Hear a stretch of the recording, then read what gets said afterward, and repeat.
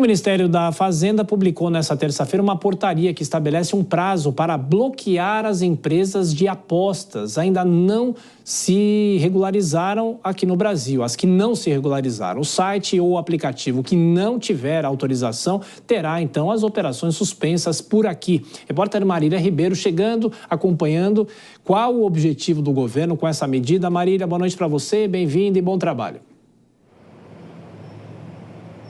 Oi, Thiago, muito obrigada. Boa noite a você e todo mundo que está acompanhando a gente aqui no Jornal Jovem Pan, né?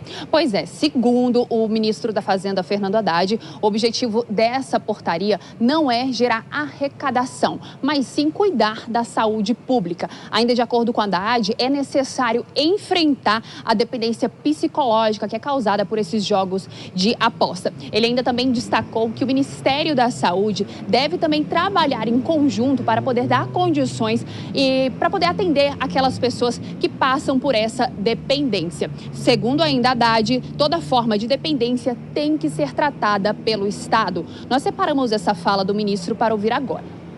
E que nós temos que começar a enfrentar, que é essa questão da dependência psicológica dos jogos.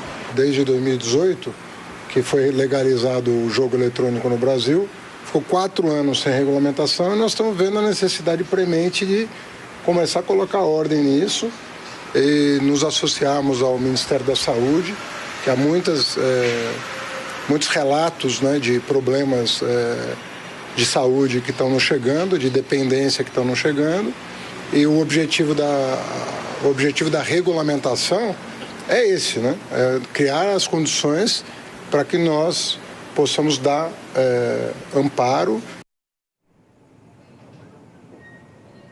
Pois é, né, Thiago? Essa fala do ministro da Fazenda aconteceu hoje pela manhã, lá mesmo na pasta.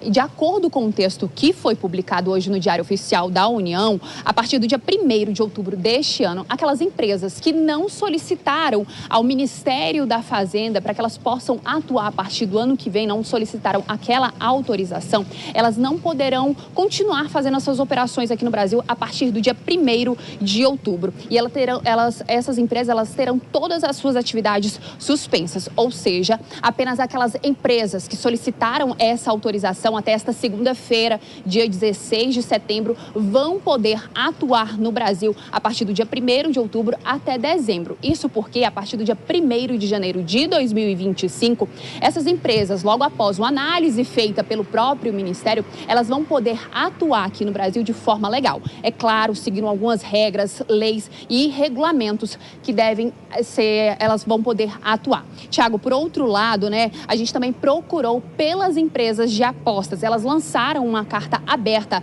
à sociedade brasileira, onde elas explicam que as casas de apostas estão comprometidas com o ambiente regulado, íntegro e responsável, sendo contrárias a quaisquer ferramentas de divulgação que induzam o apostador a um comportamento compulsivo ou a promessa de dinheiro fácil. Até dezembro de 2024, o Ministério da Fazenda deve concluir esse processo de análise dessas empresas que solicitaram essa autorização e ainda neste ano, essas empresas que forem aprovadas, elas terão que pagar uma outorga de 30 milhões de reais para poder começar a funcionar aqui no Brasil de forma legal a partir do dia 1º de janeiro de 2025. Thiago. Pois é, e essa discussão ainda não terminou, a gente continua acompanhando também no âmbito do Congresso Nacional. Marília Ribeiro, bom trabalho para você, até mais tarde.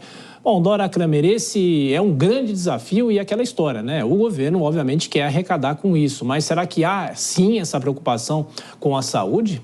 Olha, eu acho que há e é bom que haja, né? É imprescindível que haja, porque o que a gente tem visto de publicações, de casos que acontecem, é uma coisa horrorosa, assustadora e sob vários aspectos, né? Da saúde mental, crianças estão viciadas nisso, porque a coisa é feita de modo a pegar crianças. Estava lendo outro dia uma matéria de pessoas, aí sim, adolescentes e jovens adultos que estão deixando de estudar porque aplicam o dinheiro que seria do estudo ou do material em jogo, em aposta. Vê se pode isso. O que nós estamos vendo desses vários influenciadores com problemas na lei, quando você vai ver qual é o motivo, é isso. Tem essa coisa de aposta por trás. Então, eu acho que quando o governo toma essa decisão de suspender quem não esteja regulamentado, eu já não gosto nem do que está regulamentado, mas tudo bem. Tem uma regra que foi aprovada, vai começar a valer a partir de janeiro de 2025, então está muito bem. Agora, suspender as que não estão regularizadas é o mínimo que se pode fazer. Pois é, juridicamente, Vilela, será que isso ainda pode se ampliar e, pelo menos a partir de janeiro, será que muita coisa muda? Olha, eu vejo que algumas coisas vão mudar quando a gente vai passar a ter efetivamente em prática todos os dispositivos dessa regulamentação.